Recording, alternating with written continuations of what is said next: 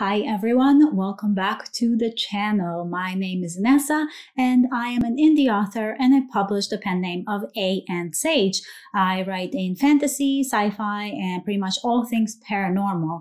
And it has been a sweatshirt kind of week, kind of month really, I think. But today, we are going to be taking a little break for our mini-series about plotting and world building and all of that. And we're going to be talking about audiobook narration and my experience with getting Witch of Shadows, the first book in my Shadowhurst mystery series, narrated to be available wide on audiobook. So we're going to talk a little bit about that. And then I'll tell you a little bit about why I decided to post this video today. So stick around for that because there's a fun little surprise at the end.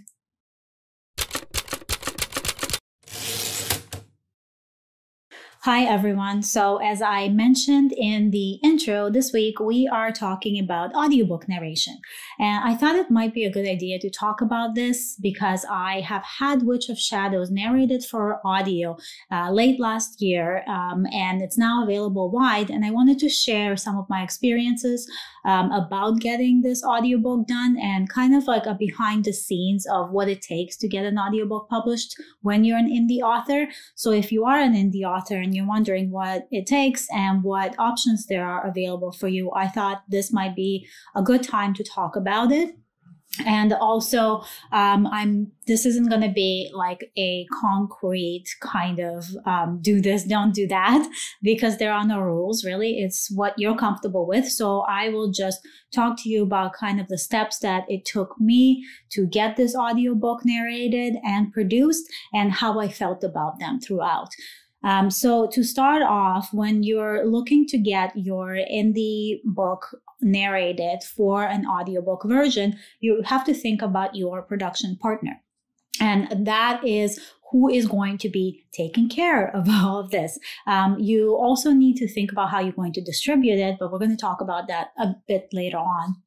So your production partner is going to be the studio, the people that are actually going to put this whole thing together, right? They're going to take care of the voice, any pitches. They're going to edit everything and give you basically the final files. Or they can send the final files themselves, depending on what kind of agreement you have with them. So I ended up going with a production partner because it was recommended actually by the distribution partner that I chose. And they've been really great. I will link them below so you can check them out. Craig was the person that was dealing with the most there, and he's been fantastic, really helpful, really knows his stuff. And the final files were great. So I'm really happy with choosing them, with going that route. And they were incredibly useful throughout the whole process, especially with finding a narrator. They basically did everything, and I had the final say, which is exactly what you want. You want to be like in that director chair for this. And they're good with kind of organizing everything, whereas you and them together make the final decisions. He had a lot of input that I found was very useful from having done this so many times on his end.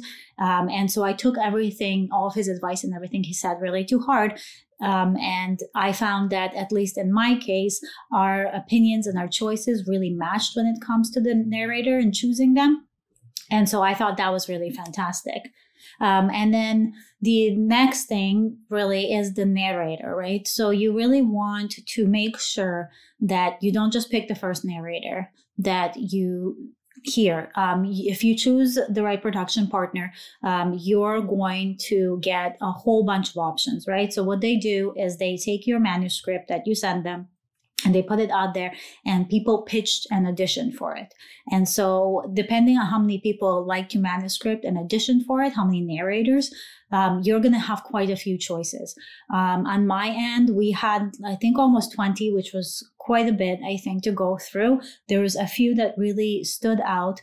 And so I liked, obviously, you narrow it down, and I liked those few. And so the way that we ended up going with the narrator that we chose is not just because she was the most realistic sound for Billy, for my main character, because that's who the books are narrated from the POV of. But the way that her voice pitched was really helpful, and it really worked. Like I could hear Billy in her voice. But another really good thing was that she was available to do an entire series. Not all narrators are, and you want to ask them that up front. So if you are going to be producing all of this yourself, make sure that you ask your narrator if they're available for further work in the same world. Some of them are not. And there was one girl that I also really liked, but she was not available to do the series. And the girl, Stephanie, who's fantastic, I highly recommend her. I will link her website below as well. She would do the whole series, and she was really the best choice out of all of them. She really nailed Billy and how she would speak and all the different pitches that her voice would have, and just that teenager attitude. Even though Steph is a grown woman, she really got it like really well, and it was so amazing to hear in the end, and hear just even her audition was wonderful.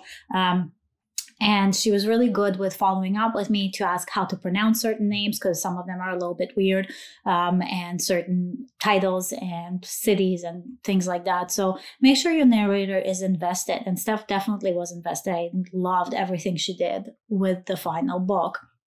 And if you are, I mean, maybe I should mention this probably earlier on, but some people do choose to narrate their own audiobook. So authors choose to do this themselves. This is not a road that I took. It's not necessarily a road I would recommend unless you are a voice actor. While I do have the in-house capabilities, like and all the equipment and stuff, to actually narrate an audiobook, it would be god awful. It would be so bad. I don't know how to act. Everything would probably be monotone. I'd be nervous. I wouldn't know how to say certain things properly. I wouldn't know how to evoke emotion with my voice. And that's what a good narrator does, right? Is they make you feel something with the way that they read it. And on that note, a little mini tip is when you are handing in your final manuscript, make sure that your grammar and proofreading is on the dot. Like it has to be perfect, because your narrator will read exactly what you wrote. And afterwards, when they send you the files and you do a final kind of listen to find any mistakes, if there were mistakes in your manuscript, they will change it, but you have to pay for it. So if you want to avoid extra fees, just comb through your manuscript and make sure it's perfect before they start. Sometimes they will actually email you or call you, and they'll ask you, like, am I reading this correctly? Or is there a tone here that I should be using? And that's really helpful too, right? Because not everything comes off as it would on a script, for example, for a TV show, where you can really direct.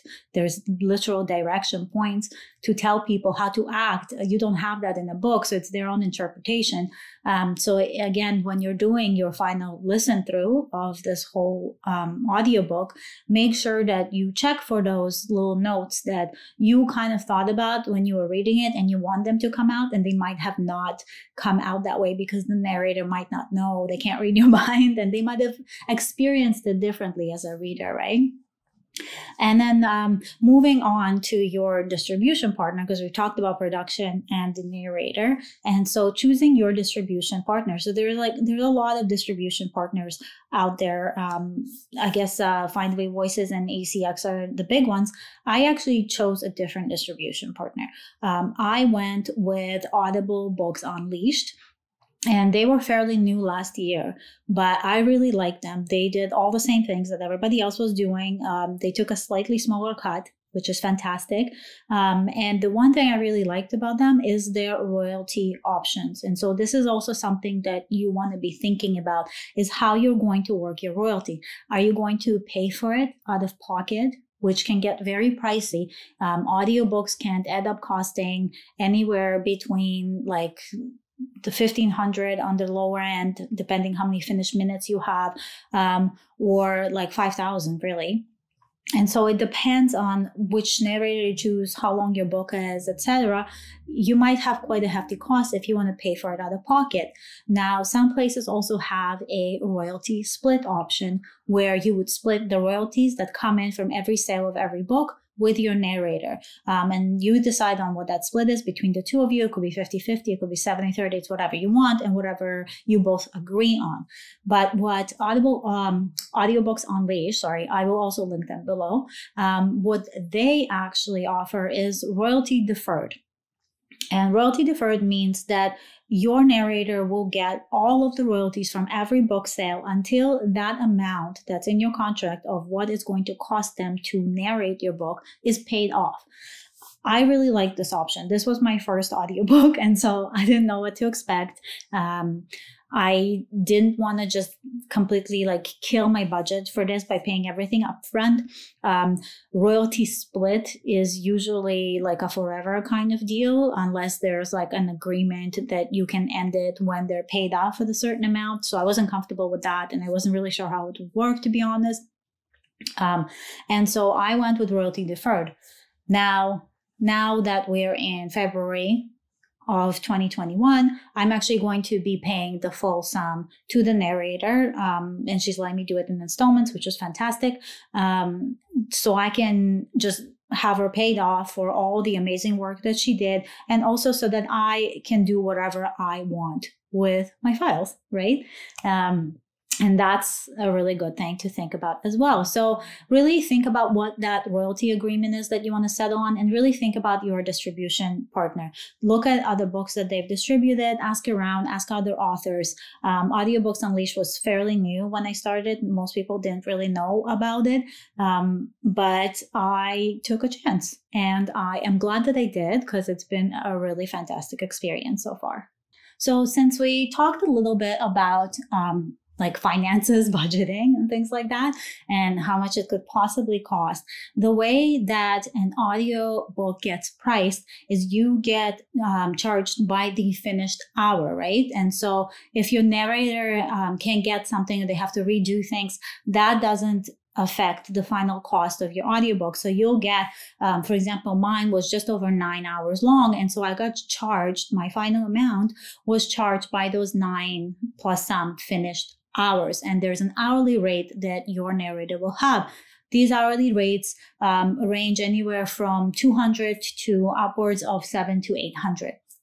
So that affects also how much your book is going to cost to produce, to narrate, and the whole thing. Also, your production partner will also have a charge for the actual finishing, putting everything together, getting the files ready, and all of that. So my production partner, I think the additional cost wasn't crazy. It was like $200 or $300, something like that.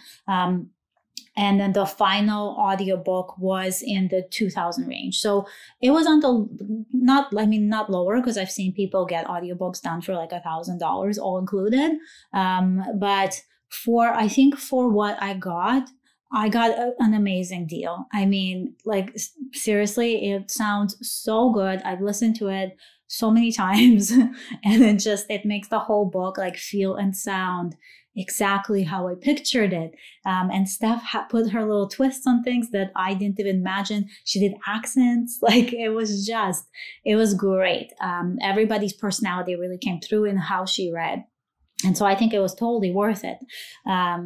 So then now that cost is taken care of, so you've got your production partner, you've got your distribution partner, you've got your narrator, you figured out your royalty, and you've decided how much it's going to cost, and you've budgeted yourself out. You now need to decide where you're going to distribute this book. So are you going exclusive to Audible, which is the biggest market out there?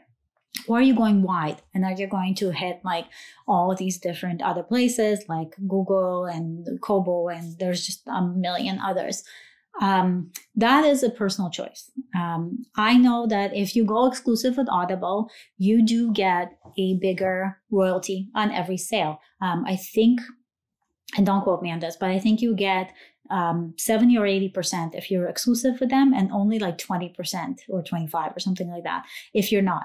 It's a huge difference. And when you take into consideration that Audible is the biggest platform for audiobooks out there, it's very tempting The only thing with being exclusive to Audible is that you cannot distribute this audiobook in any other way. It is exclusive. It's just like Kindle Unlimited, right? Like you can't put it anywhere. You can't give it away for free on your website. I mean, they'll give you codes if you're exclusive to give it away to get reviews and things like that, but there's not that many of them, and you really have to like beg for them sometimes.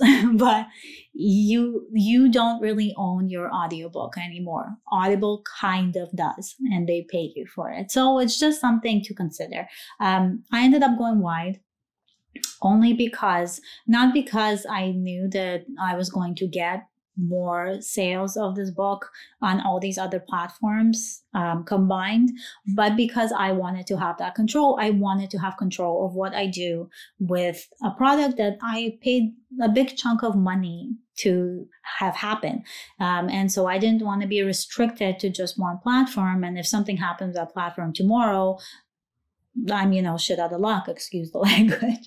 So I really wanted to go wide for this. And I don't regret that decision at all. I think it's been really good so far. I'm sure if it was just on Audible, I could have like marketed it a bit better. It might have been easier to get through sales, but I still think that wide was a good choice for me. It's different for everybody, right? And I think, because the series is quite long and I'm planning to release all of it out on the audio, I think it was a good decision to go wide. Now, if you only have like one book, it's a standalone, you might try Audible exclusive. You could try it for a year, see how you feel about it. And if not, then take it wide. But for a series, I think kind of spreading the love is probably a good idea. And then since we're talking, I mentioned marketing like a tiny bit, we should talk about promotion. Promoting your audiobook is so different than promoting your book. Completely different. It's a whole different audience. It's harder to find them. It's harder to get reviews because you need to get codes. Your distribution partner will provide you with codes, but they won't provide you with a lot of them. And so it's very hard to even form like an ARC team or anything like that, right? I would say that if you're going to be promoting your audiobook, your best bet is probably promoting it on social, doing it yourself, sending newsletter swaps and things like that, word of mouth. You could also try running Amazon ads because your book will be linked to the Audible site, and see if that works. You could try Facebook ads. I have not had the best success with Facebook ads, but to be quite honest, I am just now starting to really wrap my head around of what it means to market an audiobook. And so my plan for the next 2 quarters is really to ramp up that marketing and get the word out, because the book is great. I mean, I'm obviously biased, but it's turned out good. So I really want people to read it. And with saying that, the big drum roll, the big little surprise I have for you for subscribing to this channel is I am going to be uploading the Witch of Shadows audiobook on this channel starting next Monday, so the Monday coming up. And we're going to be uploading Monday and Saturday in chunks until the book is finished. And so just make sure you're subscribed if you want to hear it, because it's going to be free. It is going to be in pieces, so it's not going to be the same as if you went out and bought the book on any of these other platforms, which if you still want to do that, I would really appreciate it, because it really helps me out a lot. But I understand that not everybody can afford to just buy audiobooks. And I really think the book turned out so good that I just want to share it with you guys.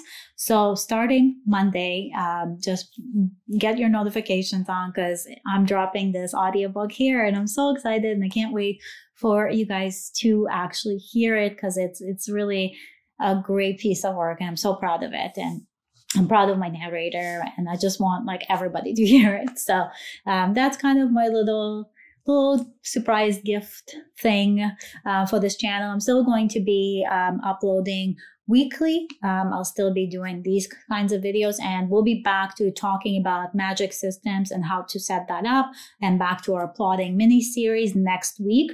But sandwiching that video on Monday and Saturdays, you're going to have these audiobook of Witch of Shadows readings, which is going to be really kind of a fun way to finish off this winter that I really hope is finishing off soon. So with that said, I hope you guys are having a great week. I hope you guys like this channel.